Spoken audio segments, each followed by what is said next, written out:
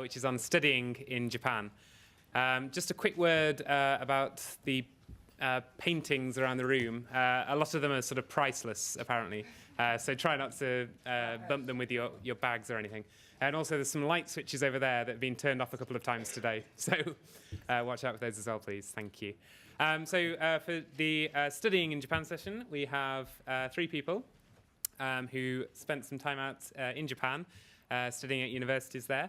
I'm going to ask them first to the stage, one by one, to give a brief 10-minute presentation. And then after that, I'd like to throw the floor open for questions from the audience. So first to the stage, we have Adrian Bond. Adrian.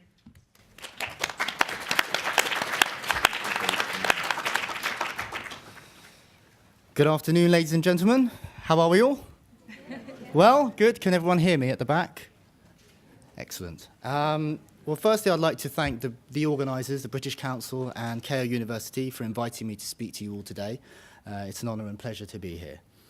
My name is Adrian. I am half Japanese, half English, and I currently work at Sony's European headquarters in Surrey. I studied for 4 years at Cardiff University, and I graduated with a degree in business and Japanese. 1 year of my study was spent in Japan at the International Christian University, or ICU as it is otherwise known. Now, so if you're ever able to go to Japan for any reason, I think it's truly a blessing. But if you're lucky enough to study there as well, then I can't think of a better place to do so than ICU. Now, I must say, the majority of my speech is centered around my experience, which was at the International Christian University. But I hope that will have some meaning and some value to all of you as well. Firstly, the campus itself is set away from town in its own picturesque woodland and has a serenity that is hard to find in Tokyo's neo-metropolis. It's also a melting pot for native Japanese students, some with experience of living abroad, and for exchange students who come from all corners of the globe. This provides a unique environment for education and life experiences. Well, that's my tourism brochure sales pitch out of the way. Now on to some of the more informative content, hopefully. The first thing I'd like to talk about is the accommodation. I think it's quite important when you go on a study abroad year to think about where you're going to stay, because it will shape the type of experience that you have. So to dorm or not to dorm. At ICU, they offer the option to either live on campus in one of the many dormitories or off campus in an apartment of your own, an external dormitory, and in some cases, a homestay accommodation. I lived in Global House Dormitory, and depending on the options available to you at your host universities, if you do decide to go, let me recommend you some of the plus points of living in a dormitory. Firstly, it provides daily interaction with native Japanese speakers, which I think is fundamental to improving your language skills. You also might share a room with a Japanese student, giving you ample time to get to know Japanese behaviour and culture and all their little quirks that they may have. It also, living in a dorm reduces the effort of meeting Japanese people and speeds up the building of relationships. These are the people that you're going to spend a lot of your free time with, and it's a way that you get to know them very quickly, and also you become part of a community within the dormitory, a community that you help to create yourself. Another point is, if, like me, you struggle with mornings and have a tendency to overuse the snooze function on your alarm clock, then having your classroom a 2-minute walk or 30-second sprint away from your doorstep is rather advantageous. This is not to say that living off campus is not a good thing. It certainly does have its benefits. For studying, particularly, especially for postgrads, the peace and quiet that you can get from living off campus can be quite good. Also, the independence of not being part of a dormitory can be quite valuable. Not being responsible for other people's mess and untidiness, depending on the type of roommates that you may get. I'm not going to name any names, but underpants slung around everywhere, dirty dishes, and not taking out the trash. Some rooms would be immaculate, others would look like a bomb site. But either way, it was a very good, valuable experience. Another thing about living off campus is you can often have better access to local amenities and transport services, and sometimes a shorter stumble home from a late-night karaoke session. The other option is homestay, which I didn't do myself, but I did meet someone who had done so, and they told me that it can really offer a truly unique experience, actually living as a part of a Japanese family to an extent, and that will give you a very unique insight into living life in Japan.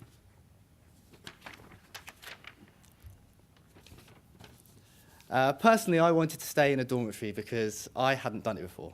And I was also attracted to Global House's composition, which was around 50 students, evenly split between Japanese and foreign exchange, with an equal split of male and female residents as well. We had a dorm committee with a president who was voted in every semester, and monthly dorm meetings to discuss points of interest relating to life in the dorm, so everyone had a chance to have their say. All of these meetings would usually end with some nice food, some beer, and in my case, late-night karaoke with anyone I could drag into town. We also frequently held barbecues and social events where friends from our other dorms could come and visit and socialise with us. In fact, you never know who you might bump into at a Global House party, be it a chipmunk, a Pokemon, a gorilla, or maybe even the Princess of Japan. So, campus life. First thing I want to talk about is circles and clubs. If bear with me, I'm just going to get a sip of water.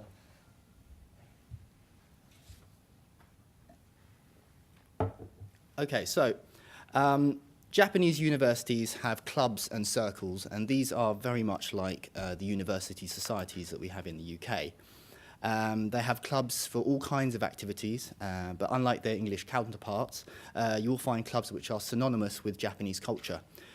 Such as for the taiko drum, the koto Japanese harp, and for authentic martial arts training from Japanese senseis in aikido, jiu-jitsu, and karate. Clubs will often have training and practice together during the week, and then maybe go out for social drinks and gatherings, which are all good chances to, use your Japanese and practice your Japanese. As an example, I myself joined my dormitory football team, with who I enjoyed 3 glorious semesters of football. The notion of team play and group spirit was quite overwhelming. When taking a shot and missing the goal, or sometimes the ball in my case, rather than being shouted at for wasting a chance, I would be greeted by chants of "nice try" and "nice shoot" from our team and supporters. This level of encouragement and unity only bolstered my feelings of belonging and expedited the relationships that I made throughout the year. I must say that joining the clubs and circles is a great way to meet new people and a brilliant way to immerse yourself in your chosen activity as well, to give you something else to do outside of just studying Japanese. Also, you'll become part of the communal spirit of the club or the circle that you're a part of, something which I think is a binding force in Japanese society. If you don't live in a dorm, I would say it is very important to join a club to ensure that you have weekly interaction with Japanese students outside of class, because I would be afraid that if you weren't in a dorm sort of environment, that maybe you wouldn't interact with Japanese people as often as you might do if you were in a club. So I think it's a very good thing, so get involved if you do decide to go to Japan. So next I'd like to talk about classes and learning, which is what we're all there for. Upon registering with the university, we sat a number of examinations to work out our current level of Japanese language ability, the results of which would determine the classes that we would be taking throughout the semester. During my time at ICU, they offered the Japanese Language Program, or JLP as it was known and dreaded. JLP came in levels 1 to 6, from beginner up to intermediate, and then from there was advanced levels 1 and 2, and finally special class, which was mainly reserved for those with a very high level of reading and writing, or anyone who knows thousands and thousands of kanji characters. You'd be okay in that class. The wide range of classes gave everyone a smooth progression from their previous year of study into their new life in Japan. And for those of you who might be concerned that being put in a class that is too hard, maybe, or too easy for you, there was a grace period in which students could change to more suitable classes before the semester started. Foreign students could also choose additional classes taught in Japanese, in English, or sometimes in both. I took classes in political and social studies of Japan, and I also took a class in interpretation, which was taught completely in Japanese. Needless to say, the latter was a rude awakening to the galactic chasm that stood between native Japanese and my own ability at the time, but it was an interesting class nonetheless. I would recommend to take extra classes to everyone, but I would warn you just to be careful not to overload your schedule, as in my experience, I got quite a lot of homework from the JLP, and if you were to take on lots of classes, you wouldn't want to jeopardize your language studies by having so much else to do, also with the exam period as well. But definitely interesting to broaden your learning experience. Another option for those who feel they need a head start or a refresher course before the semester begins is to attend summer school, which they may have at the host universities you are looking to apply to. This will give you a chance to not only brush up on your language, but also get used to living in Japan before the academic year begins. Sorry. I learned so much from my Japanese classes and my lessons, and it really helped to elevate my language ability both in reading and writing. But I personally found the best way to further and improve my skills was to utilize what I had learned in the classroom out there in the neon metropolis itself. So often after lessons had finished, I would venture into Tokyo alone, armed only with a pen and a pad filled with all the new vocabulary that I'd learned that day. I would then challenge myself to use as many of those new words as possible in real-life scenarios. This would range from speaking with train station employees to restaurant staff, or making polite conversation in noodle bars with the guy sat next to me as we slurped down delicious noodles in tandem. Quite often, my adventures would lead me to my favorite karaoke bar in Shinjuku, where I would spend the evening attempting to sing Japanese folk songs with boozy middle-aged office workers, who over the course of the year actually became good friends and karaoke buddies. I really tried to immerse myself in the culture every day, particularly the food. Oh, hold on. Skipped one. Okay, my discovery of ramen noodles became a borderline obsession, and to such an extent that I started a club of my own called the Ramen Appreciation Society. A group of us would go around Tokyo searching for the tastiest ramen and speaking with the staff about their signature dishes. And if you find the right places, ramen can be a cheap and very, very filling meal, which is great for any student budget. Also, my Finnish dorm mate and I, Thomas, challenged ourselves to a hitchhiking adventure in which we successfully hitchhiked from Tokyo to Osaka in 3 separate journeys. I can tell you in absolute honesty that had we not been able to speak any level of Japanese, we'd have stood little to no chance of getting a ride at all, let alone keeping the conversation going on the 2 to 3 hour trips that we had down the motorway with our generous new acquaintances.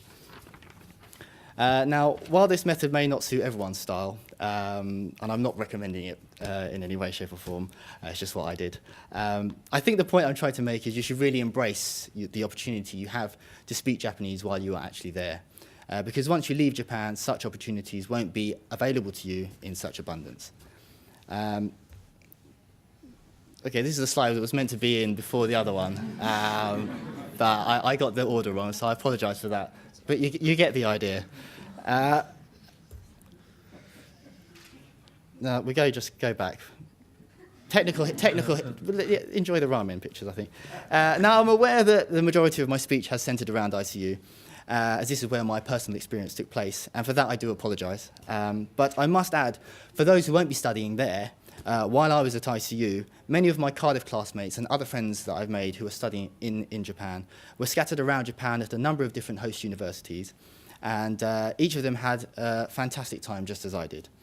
In fact, once we returned to rainy Cardiff in September, suffering from reverse culture shock, it was great to sit around reminiscing about all our individual experiences and hearing some of the wild and funny stories we had to share, mine being mainly centered around ramen. Okay, and we are back. So the benefits, okay, yes, that's an interesting photo. Well, after I graduated from Cardiff, thankfully, I started job hunting in the UK, but also kept my eye on Japan. It was actually one of my friends from Global House, my dormitory in Japan, who put me in contact with a big recruitment company in Tokyo. And through him, I managed to get an interview and eventually land a job in Tokyo. I worked in Japan for the majority of 2012 in a role which taught me much about the recruitment business, where I held many meetings with both candidates and clients, conducting my role in both English and Japanese. I returned to the UK at the end of 2012 due to some family commitments, but I managed to find a position working at Sony and have been there since. Now, studying abroad not only gave me a taste for living in Japan, but it helped me to gain valuable experience of both the language and the culture that were, I believe, were very important in my successful job searches in both Tokyo and back home. Some of you, as I did, may find Japan to be a wonderful place to live as a student and also want to continue living and pursuing your career there. Others may take what you learn and prefer to return home and search for work in your domestic marketplace. Ultimately, your year abroad should provide valuable insight into the workings of Japanese society. It will improve your language ability no end and develop skills that will benefit you no matter what you decide to do or what you decide to pursue as a career and where you choose to do so. One other personal benefit is prior to going to Japan, the friends I had were almost all from the UK, but I am delighted to say that I now have many friends in Japan and also from around the world. So my Facebook friends group is far more interesting now, and not everyone just from Surrey. So I feel I've branched out in many respects. And I must say, this is a bit embarrassing, but I'm going to say it anyway. The experience I had in Japan and my experience at ICU and the people that I met was so great that every time I've been back to Japan since, and I've visited ICU and I've visited Global House, after a couple of beers, I have burst out crying like a little baby, wanting to go back. So just an idea of how much it meant to me. So I encourage you all to go to Japan and immerse yourself in study, learning, and every cultural fascination and wonderful surprise that your journey delivers you. And so I'll leave you with this final thought. As a child, I was never really a big fan of manga or anime, which may surprise some of you. But one program I loved from toddler all the way through to adult was the legendary Dragon Ball Z. And as a youngster, all I ever dreamed of was growing up to become a Super Saiyan like Goku. And with the power to fire energy blasts, kamehamehas from my hands. Unfortunately, as I grew up and I got older, I never seemed to develop the supernatural powers of my heroes. And my hopes were surely dashed. But life has a funny way of unfolding, and my year abroad proved that Japan is a place where your dreams really can come true. Thank you very much.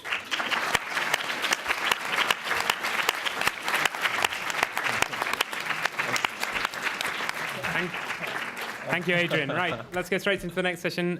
Freddie, who studied in the sun-drenched island of Okinawa.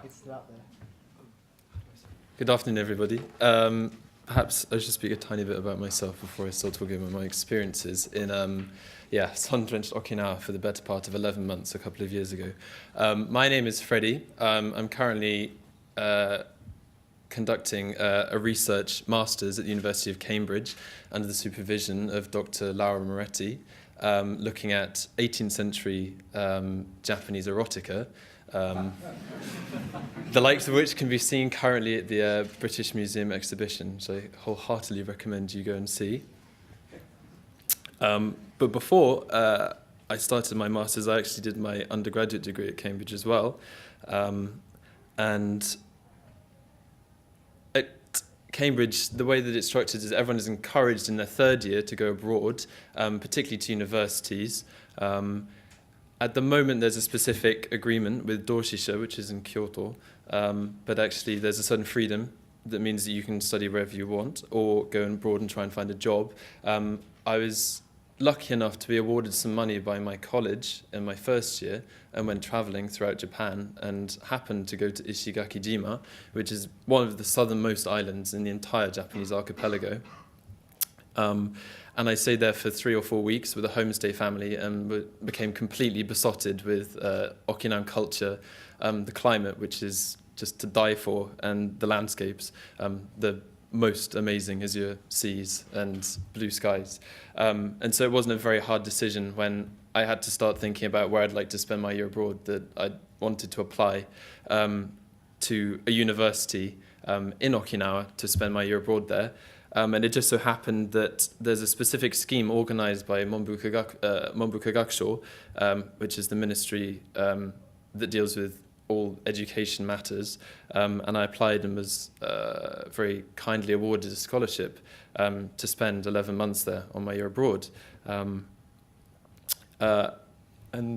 this is me, actually in Kyoto, so a tiny bit of a trick, but with my fellow MEX scholars.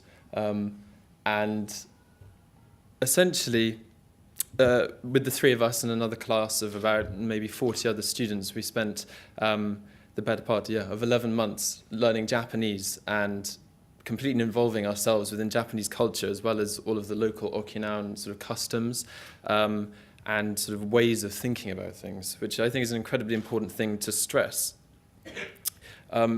This immersal in the Japanese environment. Here you can see the rest of my classmates, I think I was the one behind the camera, on a study trip to the local newspaper. And without getting too political, Okinawa has, I suppose, had a quite distinct cultural and historical identity for a considerable amount of time. And I felt like I was privileged enough to be able to experience some of the sort of alternate perspectives on, I suppose, the mainstream Japanese discourse, which often gets sort of taught through universities and schools. And I think it's important to stress that actually, obviously, Japan is a country, but it's made up of however many number of prefectures. And something to bear in mind when you're thinking about going there is that each individual prefecture, even city or even town, has its own unique identity. And this became particularly apparent to me when I was studying Okinawa, because the Okinawans themselves are quite aware of their own place within the region, within East Asia, but also specifically within the Japanese archipelago. So when we went on these study trips and became completely immersed in the local culture, it was sort of easy for me to appreciate, or made more easy for me to appreciate, sort of the way in which, I suppose, the local culture came to be and how local people thought about themselves. I suppose this is possibly the least interesting part of my talk, the way in which you become part of the sort of local university life. I think, echoing what Adrian was saying, it's incredibly important to become a part of the structure. And even if it might seem at times a bit humdrum, it was really important for me going there on my own. There was only one other British person in my year of Yugakusei to sort of gather around me a group of friends, Japanese as well as international fellow students, and sort of become involved in a schedule, feel that I was part of a community, particularly through joining clubs. I woefully attempted to swim my way to victory, which didn't really succeed. And there was some international cookery and all sorts of skills. I mean, karate actually comes from Okinawa, so I had the pleasure of seeing some of my friends compete in tournaments and learn all about the history, while I safely stayed on the sidelines and didn't get bashed about. And also just the hundreds of parties and nomikai which go on. I can't recommend enough. The best way to improve your Japanese is just to get involved in drinking and socializing with your fellow students. One of the strengths of the course at UDAI, the University of the Ryukyus, I felt was the numerous study trips which we were encouraged to attend. Here you can see one of the a fantastic sort of scene from the top of one of the castles on Okinawa Honto, which is the main island.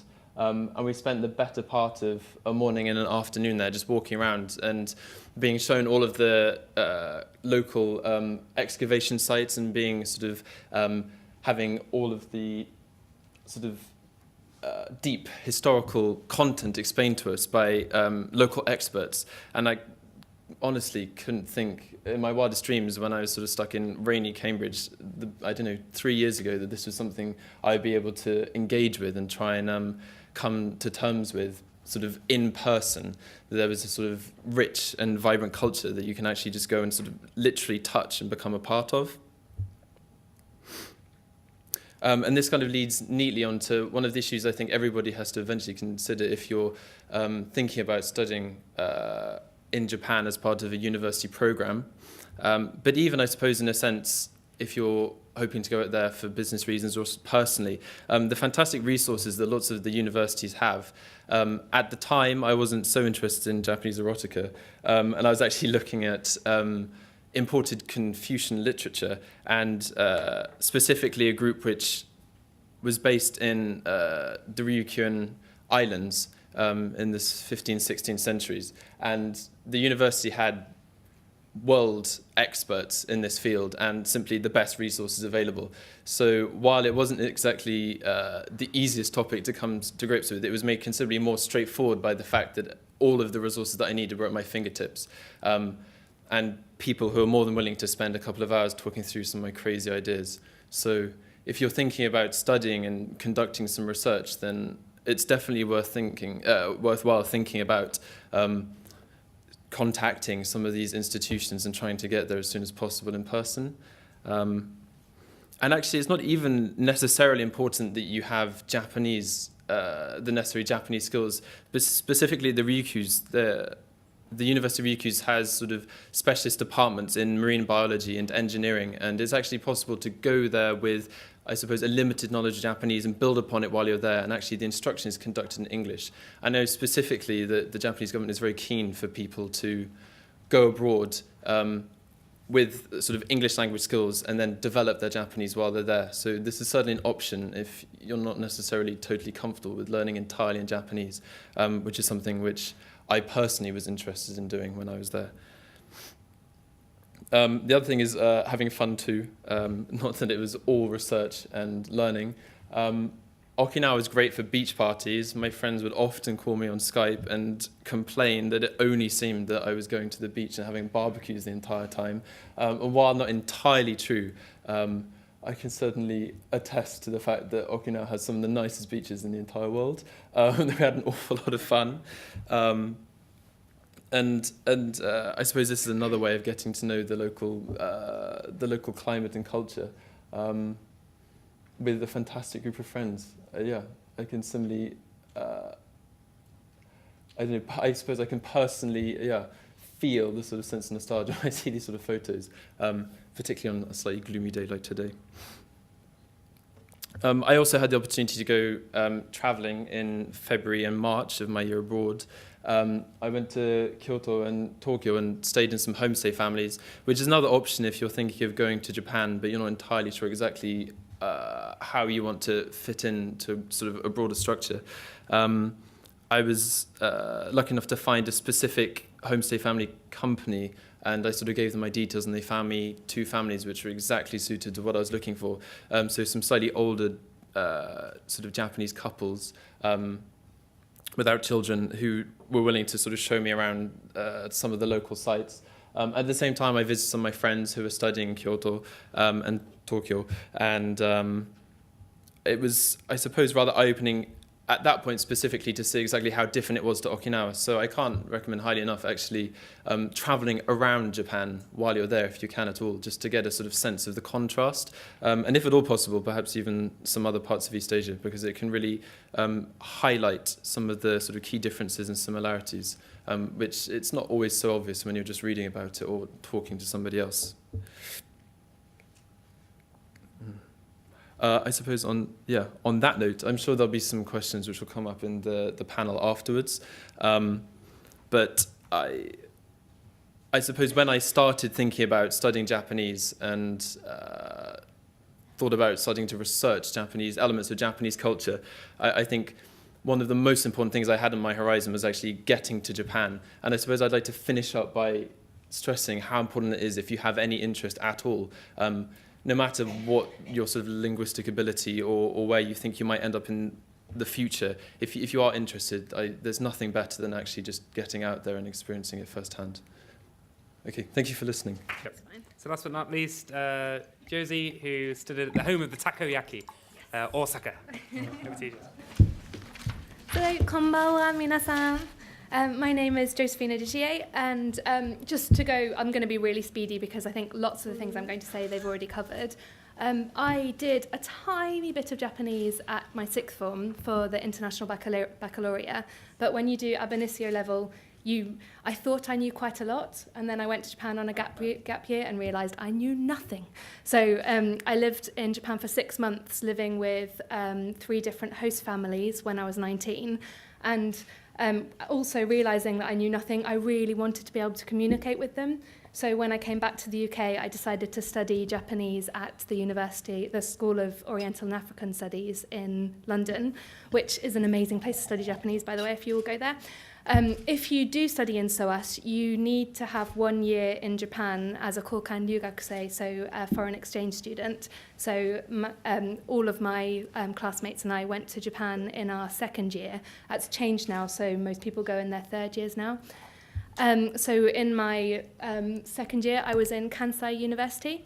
And then after that, once I graduated university, I took part in the JET program, so went back to Japan for 2 years to work as a coordinator for international relations. So I worked in Nara Prefecture in the Kencho, doing interpreting, translating, making events for sort of international events, that kind of thing.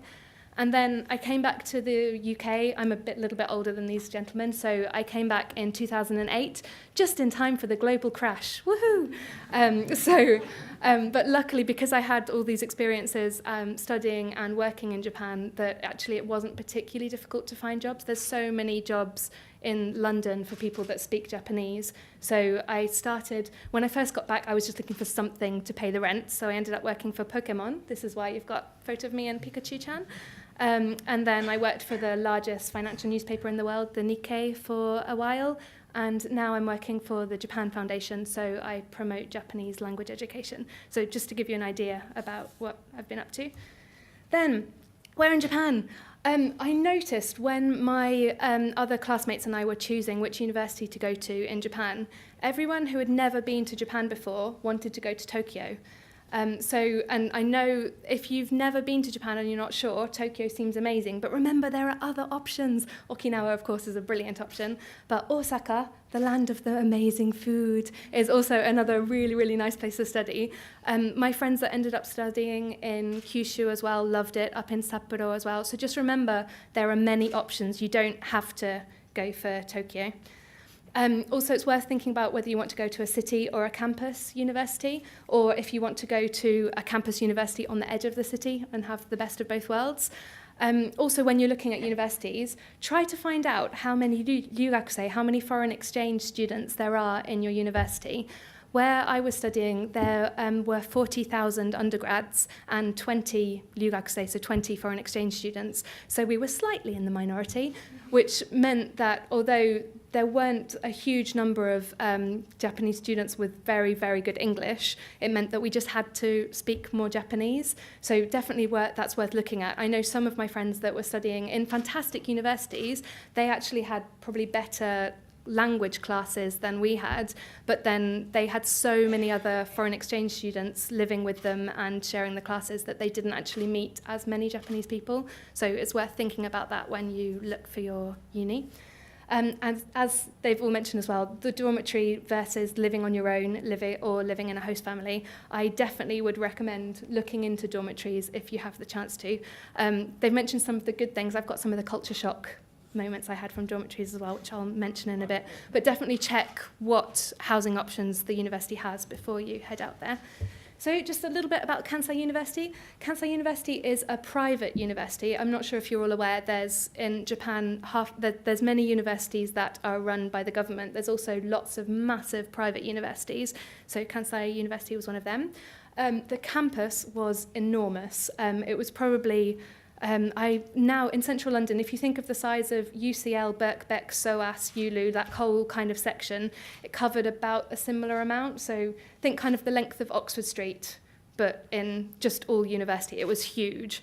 It was very green as well and very beautiful, and also really close to Osaka. So not close enough to get a taxi home for students because we weren't quite rich enough for that. So if we went out in Osaka at night, then obviously we'd have to wait for the first train home in the morning. But other than that, it was good.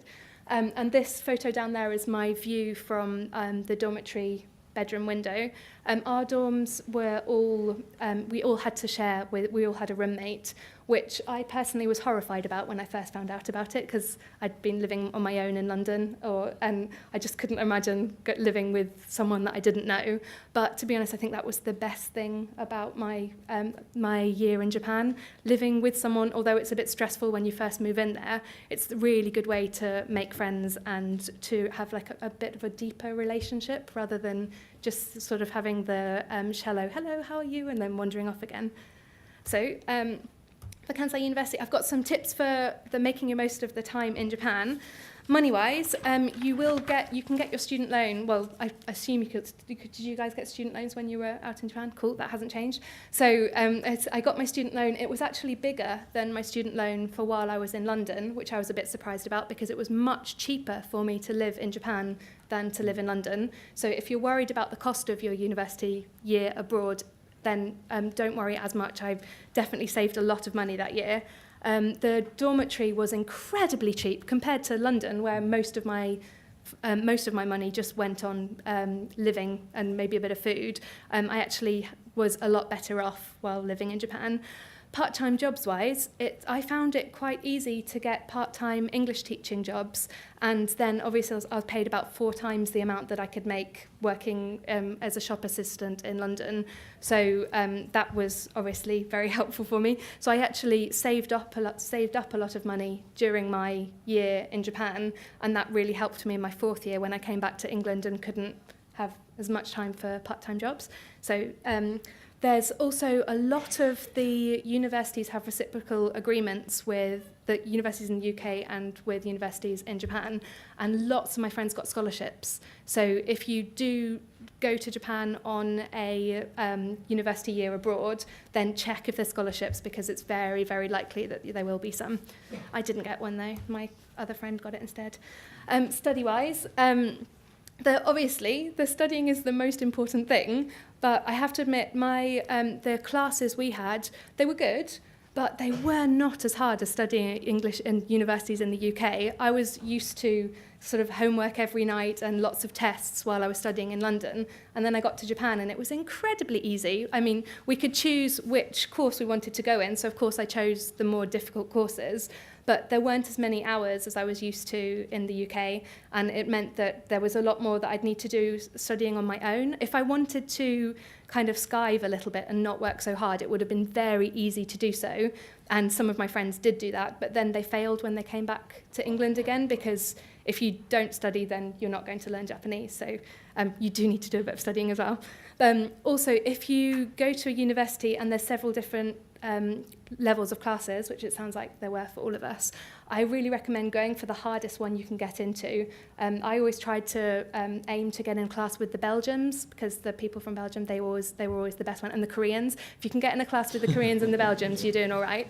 I also found that was really difficult to start with, and I would be really struggling, but by the end of the year, it meant that I was far more fluent than if I'd have gone for one of the lower levels, so I definitely recommend it. Food-wise, I was in Osaka, so I have to admit I'm really interested in the food side of things. If you do go to Japan, try everything. Seriously, there's I think for the first 2 months I was in Japan, I had something I'd never seen before every single day. These are just a few examples from travelling around. In England, you can get the same food anywhere. This is not the case in Japan. When you travel around, you can try different specialities from each of the regions, and it makes traveling even more fun because you can try new things. It also means you've got something ready-made to talk about with Japanese people. If you're thinking, right, I'm going to go to Kyushu, you can ask a Japanese person, oh, I'm going to Kyushu, what do you recommend I should eat? And then it's a really good way to get them chatting to you because they all love talking about food as well. I'm not the only obsessed one. So I'll try not go on food too long, but also traveling. As everyone said, I'd completely recommend traveling around Japan as much as you possibly can. I think I've now ended up going everywhere from up to Hokkaido down to Okinawa and a lot of the places in between. And some of my trips for traveling, there's cheap hotels. You can, when you're a student, you can travel with some of the cheap hotels. There's things like Jaran.net, which is like one of those websites that you can book hotels on, and then they give you points so that next time you go to a hotel, you can get some money off. Or there's lots of youth hostels if you join the Youth Hostel Association. And there's even things like some prefectures have special villas which they will hire out to foreign people, but Japanese people aren't allowed to hire them. So, for example, we had an amazing villa by the beach in Okayama that we could only use as foreigners. So have a look for lots of those slightly strange accommodation options. Also, I probably shouldn't say this in an official place, but if you want to travel somewhere and you find yourself and you don't have a hotel and you don't have very much money, there's always the manga cafe option. Japan has 24-hour manga cafes, so you can pay for the internet, then they've got a shower, and there's enough space there to sleep. So if you fall in the, oh, I don't have any money, I've got 1,000 yen manga cafe, so you can cope with that. It sounds like many of us have done the hitchhiking thing as well. Hitchhiking in Japan is brilliant because you do need to chat, because obviously, and most Japanese people say that Japanese people won't pick you up if you're hitchhiking. They all say it's far too dangerous, never hitchhike, no one will pick you up, but it's not true. If you are a weird foreigner standing at the side of the road, they're a bit curious why you're standing there. They're not really sure what the sticking your thumb out means, but they might stop and ask you. I've also noticed once when we were hitchhiking, the car drove to the next bus stop, checked the timetables, saw there were no buses coming, and then drove back to come and pick us up. So yeah, it's a really good way to make you talk. Going with friends and stuff is another. I don't recommend hitchhiking on your own, by the way. Normally, if you're a boy, take a girl with you because you're always more approachable with a girl. And if you're girls, go together and it's all really fun. Ways to make friends. Dormitory is definitely the best way for making friends. So if you do live in a dorm, that's brilliant. Also, host families will treat you like a prince or a princess. I can't believe how nice all my host families were. I actually sometimes joined the English clubs in Kansai University. I mentioned there were only 20 foreign exchange students, so you can imagine the 40,000 undergraduate students were quite keen to speak to us. And so sometimes they'd just walk up to you as you're walking around campus and try and speak to you. If you want to really, really study Japanese, don't turn your nose up at the people that want to learn English, because they'll start by saying, I want to speak in English. And then they'll be like, chotto nihongo demo ii desu ka? And they'll go into Japanese. So it's worth making friends with them. I also found that because nearly all Japanese universities have to study English, I would sometimes ask the English teachers if they would let me come to the classes. So I joined a few of my really good friends' English classes to be like an extra person for the teacher to interact with. And that was a good way to meet people that weren't in my dormitory or my normal sort of circle of friends. Circles and clubs, I don't know if you know the difference. Circles are, basically all universities might have a circle and a club for the same thing, but circles are kind of the soft option. If you join a Japanese club, then you really have to go to the club very often, like it'll be several nights a week, and it's very serious. So if you join like the karate club, then it's probably best for people that really want to train to be good at karate. But then the circles are more for just kind of meet up occasionally. I joined a hiking circle and it was very fun. We'd just go and climb mountains together and then go out to the onsen and eat some sushi. But then the hiking club was really hardcore, and every weekend they do like a massive, like get the big bags on and go out to Nagano and that kind of thing. So be careful when you're choosing circles and clubs. Also, local activities, it's really worth, as well as your university, there's so many local groups that you might be able to join. There's Mixi, which is a bit like the Facebook of Japanese young people, and that's a good way to find other local activities that are going on. So I joined a young people's kind of activity group that was in Kobe and Osaka. So they'd do things like kayaking, or they'd go for barbecues, or it was basically people that wanted to just make other friends. So it was a good way to meet people that aren't in university as well, rather than just having the same lots of friends. And then everyone else has mentioned nomikais. I don't know how many of you speaks a little bit of Japanese. There's the word to drink in Japanese is nomimasu, so nomu. And then communication, if you put the two together, you have nomunication, which is a very important part of Japanese culture. So I nomunicated with many of my Japanese, especially circle friends and dormitory friends. But if you don't drink, it's still completely fine to join these kind of events. You don't have to get paralytic. But they're still, it's a really nice part of the culture. Oh, sorry, I was meant to press them as I go. Never mind. Go on. Culture shock-wise, I thought I should probably mention some of these. Dormitory, I did love my dormitory. I would not change anything about going to live in the dorm, but some of the things were a massive culture shock. The rules in the dormitory were far stricter than anything I could imagine in the UK. We weren't allowed, the girls' half of the dormitory, boys weren't even allowed to step into it, let alone like go into our rooms. It wouldn't happen at all. And we had meetings that was interesting. You're right that everyone gets their say, but they're really long. and they weren't the most interesting meetings. So, you might have to sit through some really long, incredibly boring meetings, but you couldn't get out of them. They also had things like orsoji, where once a month everyone would clean the dormitory together. So I wasn't expecting to go to a dormitory and then have to clean, do giant cleaning together. Then, of course, there's the senpai-kohai relation. So our dormitory was quite an old-style dormitory. Everyone properly used the language differences between students that were older and students that were younger. So all students knew what year other students were in. And then the younger students would speak very politely to the older students, and the older students would not speak particularly politer to the youngest. So, for example, in the morning, when anyone comes into the shokudo, all the younger students will say "shitsurei shimasu, shitsurei shimasu," and the older students say "us." And it's the same as you're walking around the university. If they see them, then they'll be like "ohayou gozaimasu," and but then if the older students took younger students to eat, the older students would always pay. And there were good things and bad things with it, but ryugakusei, like the foreign exchange students, didn't really fit in anywhere in these senpai-kohai relations. So we would just speak politely to everyone, but not with the full keigo. We would just treat them like nice people. I'm being too quick. Sorry. I'll just do a couple of other. Only two really quick ones. My other big culture shock was bath time. If you stay in a Japanese dormitory, you will share baths with everybody, which is fine. So you all shower together, and then you get into the bath. So you're clean before you get into the bath, so you don't have to worry about sitting in other people's dirty water, which that can be a shock to start with. But to be honest, it's the best place to learn Japanese. There is never anywhere with more gossip than the bathroom. And then my other big culture shock was waking hours. Japanese university students, it's very difficult to get into university in Japan, but graduating doesn't seem as stressful. And so a lot of people were up very late. And I noticed my best time for actually learning Japanese for speaking to people was normally I would go to bed after I'd done my homework and then wake up about 2 a.m. and then go downstairs and have another chat, because that's when all the Japanese students would be awake. So just bear in mind that the timing, people's hours may be slightly different to yours. And really quickly, lastly, you will have friends for life. These are some of my friends from my time in Japan.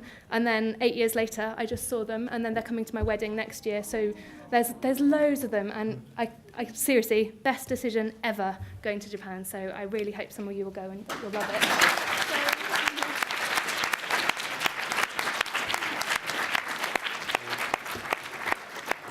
Thanks for that. The Q&A time has been somewhat whittled down, but let's maybe run over by 5 minutes and take a few questions from the audience.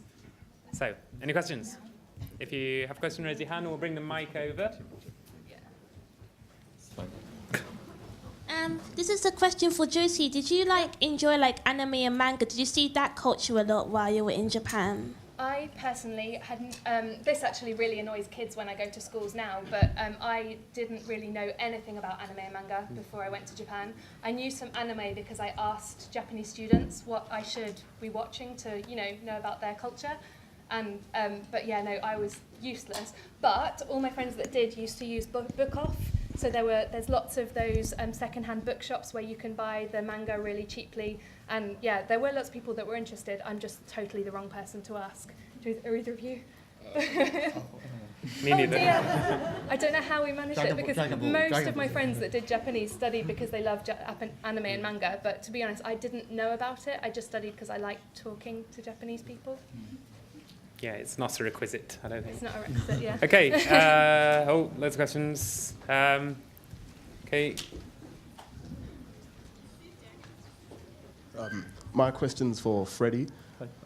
When you did your 1 year study abroad, were you studying your course in Japanese in your university, or were you studying a Japanese language course? It was kind of a peculiar situation because I think it does vary by university, but because it was, I guess, through the government sort of scholarship scheme, there was actually a specific class for foreign students taught in Japanese at the time. So the class was actually kind of set aside, but everything was done in Japanese, and we had sort of lessons in Japanese history, lessons in Japanese culture, Okinawan culture and Okinawan history, and then sort of Japanese grammar, listening, that sort of stuff. But I mean, there are sort of opportunities, I think, to sort of get involved in sort of English language classes too. And I know some friends at Dorchester, they actually had whole classes taught in English, which were kind of related to what they were interested in. So things to do with Japanese literature, which maybe were too complicated for their like Japanese at that time. But it sort of depends. But for me personally, everything was taught in Japanese. Yeah, just to say that a lot of the Japanese universities have recently introduced full degree programs taught in English, also short-term one-year programs or one-term programs taught in English. So that's an option. Also sort of part Japanese, part English is an option, and then fully Japanese. So really all the options are open there. Yeah. Okay. Another one for that. Oh, hi. This is for the first speaker. I don't know his name. Yes, Adrian. Adrian. Yep. Hi, I'm studying Japanese with management studies, and my question is, how did you keep up with your business learning while you were in Japan? To be honest, the majority of the way it was worked out was the majority of my study abroad program was really to work on my Japanese. If you feel that, depending on what kind of what program you're on and what the syllabus is, if you want to take courses which are relevant to that during your year abroad, then perhaps your host university will have those kind of courses available for you. For me, it was mainly the year abroad was about studying Japanese, and then we picked up business when we got back, when the syllabus changed again. Okay. Sorry if that. So time for one final question. Okay, one down here. Yep. Thank you. Hi, yeah, this is just for all three of you. I'm going to Japan next year as part of my university course, and I know you mentioned hitchhiking, but can you recommend any other cheap ways of travelling up and down the country? I did have more of that, but I didn't have time to say it. Yes, night buses are amazing. And no, Yakko bus is what they're called. You normally book them in travel agents rather than or online, and then you pick them up in weird places. Like in Osaka, it's behind the Yodobashi camera. In Umeda, it's not in big bus stations, it's normally in weird places, but they're so cheap, and then you can sleep on the way there, so it saves a day's accommodation as well. And night trains too. Definitely. And then you can stay in the hostels, some of the hostels. Yeah. When you get to your destination, that sort of makes it, the whole thing, a much cheaper. I mean, hitchhiking is cheaper, obviously, but if you're going to do it the legitimate way, then Yakko bus and the hostel, and you can still do it on a fairly decent budget. Okay, thank you very much. Yeah.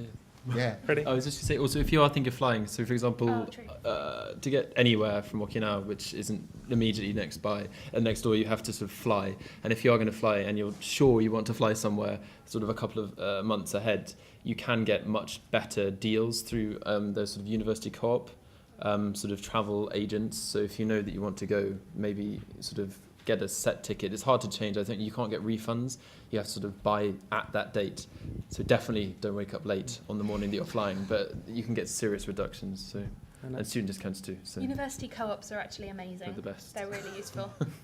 But also just to add with flights, if you fly, I think all the major flight companies offer a deal where if you fly a month either side of your birthday, you get a special birthday discount ticket. So that might be worth considering as well. Okay, we've run out of time, I'm afraid. I'm sure you had plenty of questions to ask. I hope you don't mind if I say that our participants will be around after this session, so you can maybe bombard them with some more questions then. So a big hand for our three speakers. Thank you very much.